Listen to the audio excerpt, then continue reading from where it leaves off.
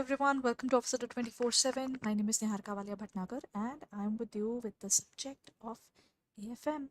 Today, what are we going to talk about? Today, we'll be talking about another chapter that is called company accounts, a super important area. Basically, this was asked in the examination this year as well. Basically, I don't think there is any subject or any in any of the JIB subjects. If I have to give you a broader view, na, actually more or less it is a realistic view. If I talk about the JIB current pattern, not the previous ones or anything else, earlier there were certain chapters I could tell you ki, yes, I will vouch for these particular chapters, they are asked more than the others. Now what they have started covering is, in our entire modules we have got 35 chapters all in all. 35 chapters means total 35 units are there in terms of 4 modules, starting with 11 in the first one, then 7 in the second one, followed by the third and then the fourth, right? So there are different number of chapters or units in different areas. The surprising part is now they are covering each chapter. There is no specific point where I will say nay, they are just covering the entire subject. No, at one point of time they are covering each and every chapter, each and every area. But the difference arises where a few chapters like depreciation, ratios, then ratios, depreciation, then comes the final accounts. This year forex was less, but it was also a very important area. Then YTM, yield to maturity, then basics of accountancy, the basic term chapter. I think this year na there were many questions from the area of cash flow, lease, and these were the few chapters which were asked a little more. But less was there for forex. No, normally this is a chapter which really covers a good amount of the examination. More questions were there from income tax rather than GST there. That was also a point. Then costing questions were also there, and costing questions were many, rather there were numerical based questions. So if I look at the entire subject altogether, there are certain chapters which weigh more than the others. So can I say that the entire subject becomes more important? Indeed it becomes, but does this mean that it is now impossible for me to choose any specific chapter? No, I can still choose a few chapters which are more important than the others, है ना? That is something which you and I can do. Not every chapter is important, not every chapter is unimportant. So every chapter is going to cover 2 to 3 marks minimum. So what are those particular subjects or what particular area of the module is more important than the other one? Isn't it? I can be more clear about it. So then if I talk about the company accounts, there were questions on the company accounts as well. I'm sorry. That was based upon the various types of capital there. Okay, so that's another portion that was covered in the examination. Now, based upon this, we'll be talking about companies today. Acha, everyone, what do you mean by the term companies? Companies, now the coolest part about companies is when we talk about companies, companies refers to any company which is registered under Companies Act 2013 or any of the previous acts. मतलब not the current one, मतलब current one is 2013. But before this there was one with 1956, and even I think during the time of Queen Elizabeth, 1904 I believe, that was another Companies Act which existed. So we can say that any company which is formed under any of these, which has been registered as a company under Companies Act, despite the fact it is in the previous act or the current act, it doesn't matter, it is considered as a company. One of the one of the commerce jokes is, if I talk about our area, na, we study about the companies when we are in +1, +2. So there we study a specific definition of public company and a private company. Do you know what's the difference between the two? Public company is a company which is not a private company. That's a cool definition. Public company is basically a company where public can invest. While private company is a company which is closely held. Not everybody can invest. Hardly two, three people decide, I am starting a company and this is mine. That's called a private company. So we have got two kinds of companies: public, where general public can also invest, and private, where selected number of people start that company and they are a part of it. So that's it. This is about public and private company. So let's move on and talk about the particular. Acha, today I am dedicating the entire class towards types of companies. I just gave you a glimpse of it, but today's all questions are based upon this. The reason, more or less many questions are asked from this specific area. Okay? Acha, number one, this. Number two, if you like this particular session, then please share it among your peers, right? So, and at the same time, if you are watching this particular session, if you like it, then please click on the like button as well and subscribe to our channel if you haven't subscribed it yet. Okay, what determines the capital requirement in a business organization? Acha, everybody, what is capital? This is the initial amount with which we start with our business. So, how do you determine the capital investment?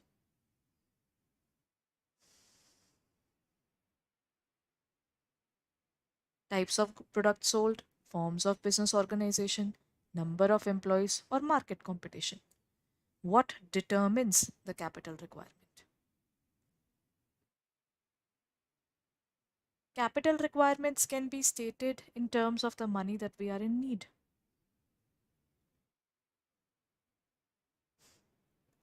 In this case, what do we cover? We cover types of products sold. No. We can say the type of production that we do. If I am producing um, soap, or if I'm producing a high technology, high tech, complex tool, the production of this will require more capital than this, isn't it? The form of business organization, number of employees, or market competition. So it's always about the form of business organization that we're having. Service industry definitely has lesser money in terms of the working as compared to production, which is more. Anyhow, next point. What is a foreign company in context with business organization? A company with a diverse shareholder base. A company registered outside India with no presence in India. An MNC, which in terms of subsidiary in various countries, or a company incorporated in India with international operations. This just doesn't make sense. Always remember, any company which is registered in India, no matter what the situation is. If you're registered in India, covered under the Companies Act 2013, then you are an Indian company. ऐसे तो there are many Indian companies which the companies which are working in India, but they were formed by Indians outside India. Reason, they went to Switzerland, they went to any of the tax free countries so that their taxation relief can be there. So when you are trying to create something really big, sometimes you really have to find the loopholes in the law and what are the reliefs that you can take up, isn't it? That is true even. So can I say the company with diverse shareholder needs? No, that's not the point. It is a company basically registered outside India. The company is working in India though, but registered outside India, is called a uh, foreign company. And this kind of company has its establishment in India through its operations. They are working in India through their operations. ठीक है ना? Next point, how is a private company distinguished from a public company? Over on its articles. Private company have unlimited members. No. While public has limited to 200. Public limited transfers the share while private allows free transfer. Private allow public subscriptions while public do not. Public company are controlled by the government while private are not.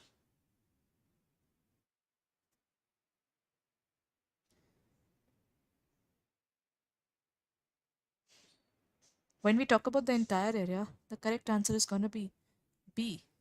Public companies restrict the transfer of shares. No, actually, this is also wrong. Public companies are those companies where the transfer is based upon the shareholders. This is also wrong. It is based upon the shareholders. While in private companies, hardly 2 3 shareholders are there. So private company, the shareholders have their own restrictions. They just don't want to have that particular point. So while private companies will allow free transfer, this is wrong. Basically, the private companies also have restrictions on the transfer. You cannot sell it to anybody else without the knowledge of the organization. Acha, what defines a government company? According to the Companies Act, a company with government investments, a company where government holds 51% of the paid up capital, a company incorporated for public welfare, any company registered under Indian Companies Act. Which one would it be? A government company is a company where government is holding the decision making power. Decision making power means more than 51% of its decision making is with the government. Okay? So that's how we define a government company. So the correct answer is going to be 51%. What characterizes a holding company? A company with majority foreign shareholders, a company holding significant influence in another company, company with a single member, company controlling the board composition of another. Holding company is a company which is, acha, let me tell you. There is a company holding and there is a company subsidiary. What's the difference between the two? Holding company is also called the parent company. Why do we call it the parent company? If the company shareholding of subsidy is 100%, then up to say 51% is held by the holding. Then the voting power is taken up by holding company. If it has the major voting power, then it would be considered here.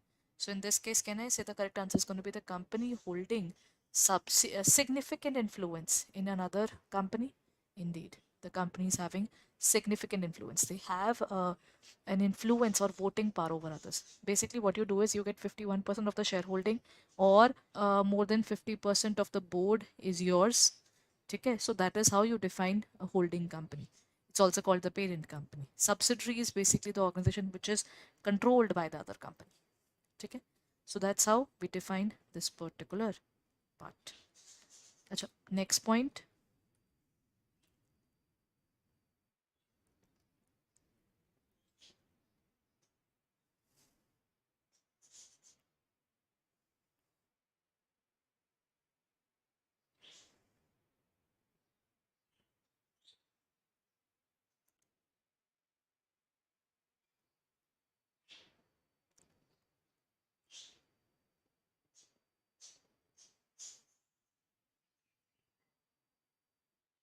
What distinguishes an associate company from a subsidiary company? Is it the an associate company has unlimited liability, or an associate company has significant influence but it is not subsidy, or a subsidy has a controlling interest, or an associate company is always a government company? What would be the answer according to you? But the associate companies are the companies where you have control but not that significant. You have a control indeed, but that not that significant. Can we say that this associate company has a significant influence but is not a subsidiary? Basically, uh, if I look at the associate company, it has more than 20%. You have a significant shareholding that you are to be asked whenever the company is taking decision. But this is not as significant as 51%. You are not standing as the a lonely person who has the control over the organization. You can be a part of it, but you are not the only person, right? Now the next part. What is the defining characteristic of one person company. OPC, it has only one type of business activity. It is owned by a single individual. It is exempt by government regulations. It is a non-profit organization. OPC, it is one person company. It is an organization where there is only one shareholder, though you can have more director, but this particular shareholder is definitely a director there. ठीक है ना? So in this organization, there is no need to have shareholders meeting. What would you do? This is a joke again. In terms of commerce, one particular person is not going to sit in the meeting and take decisions. He has the right to take decisions on his own. So technically, there are no requirements for meetings and there are multiple relaxations. The fun about the OPC is you have a limited liability. If I open up my sole proprietorship, I'll have a major problem. Do you know what is it? I will be having a problem that in case of any losses, it's going to take up even the personal affairs of the person there. Matlab, if there is A, he has a business and he has a house, he has a car, right? This is his car. And then when we talk about he has a plant and plant set up in a certain area. Now, if this business doesn't work out, the losses of this business can be recovered from his property, which is not good. So it is owned by a single individual. Acha. According to the Companies Act 2013, how is subsidiary company defined? Again, we are talking about the subsidiary company. Now this, acha, वैसे ना, if I have to go back and explain this now, in this case, this is unlimited liability, which is there in sole proprietorship. So that's a bad part. Okay. While if I want to move on to the area of a company which is not having these problems, then I have to open up OPC. I'm the only person and I'm putting 1 lakh rupees. After 1 lakh rupees, nobody can touch me, whatever the scenario would be. This is a better way of working. This is, you have limited. What kind of liability do you have? Limited liability. Done. Next point. According to the Companies Act, how is subsidiary company defined as? Company in which the government holds the majority of shares. A company controlled by a holding company in board composition. This sounds better. A company with limited liability. Every company is limited liability. In our country, if you find an unlimited liability company, matlab the company has done something terribly bad, has definitely gone against the Companies Act provisions. That's why they are facing this issue. A company with unlimited members, there is nothing of that sort. Public companies have unlimited members. They can have crores of members and they can still manage their working in a very good way. That's very normal. So in this case, what's going to be the answer? It's B. As I told you, today I'm just going to talk about the various types of companies so that you can actually differentiate among the various companies. Now comes what defines a company limited by shares. A company with a fixed amount of liability for its members, a company where members' liability is unlimited, a company where liability is based on the number of shares held, a company formed of for non-profit organization. Um, NPO is section 8. Okay, this is section 8 as per as per Companies Act 2013. If I am talking about company limited by shares, companies which are limited by shares are the companies which have their capital defined. If this is their entire capital of 1 lakh, it is divided into small shares of say rupees 10 each. Okay, na? So in this case, what's going to be the answer? In this case, the answer is going to be a fixed amount of liability in terms of the number of shares held. The number of shares that you get is limiting your liability. For example, I got 100 shares at the rate rupees 10. So how many shares I have? 100 shares and the amount is rupees 1000. What characterizes a company limited by a guarantee? This is also a kind of company where you are not starting a company with the capital brought in by the shareholders. No, that is limited by shares. In this case, you take a loan and the shareholders are going to, there are guarantee holders. These people will take the guarantee in case The company is not able to pay the loan back to start their business, then you will pay that. That is company limited by guarantee. Members have unlimited liability. Liability of member is fixed for to a certain amount. Shares can be freely transferred. Members have no financial obligation. In this case, what's going to be the answer? In this case, the answer is going to be there is basically a point where you have a liability towards the guarantee of the company. So you are just giving a guarantee. You don't even pay a single penny. They take the money from the bank itself, but you have to give them a surety. Okay, in case you won't be able to pay, then I'm here only. What distinguishes the formation process of partnership firm from a limited company? Acha, private company and a partnership firm, they are two different things. Partnership formation involves more legal formalities, and limited liability formation is easy. No, both partnership and limited have similar formation, while partnership and limited formations are equally complex. Uh, if I talk about LLP, now LLP was given in 2008, right? So if I talk about this point, it is like limited liability is relatively easy due to fewer legal formalities. That's one point there.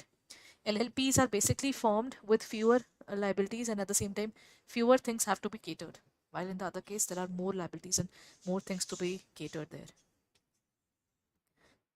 Okay, so that's it for the day, everyone. I hope